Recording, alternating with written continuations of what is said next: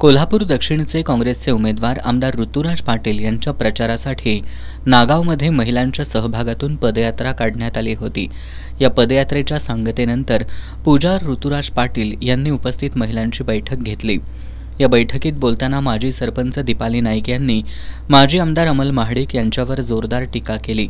महाडिकांनी आपल्या प्रचाराचा भाग म्हणून नागावमधील शाळेच्या दुरावस्थेचा फलक लावलाय। यावरून बोलताना दीपाली नाईक यांनी माजी आमदार अमल महाडिक या शाळेकडे एकदा तरी का फिरकले नाहीत असा सवाल उपस्थित केला।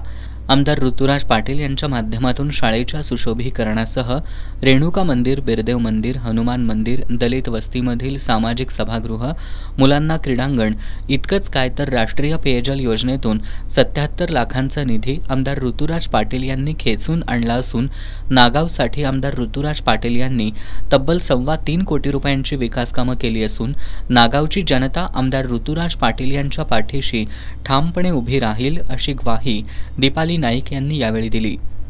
यावेळी पूजा ऋतुराज पाटील यांनी महिलांना दमदाटी करणाऱ्या विरोधकांना त्यांची जागा दाखवण्याची वेळ आली असून गावाच्या विकासासाठी आमदार ऋतुराज पाटील यांना मोठ्या मताधिक्याने विजयी करा असं आवाहन केलं।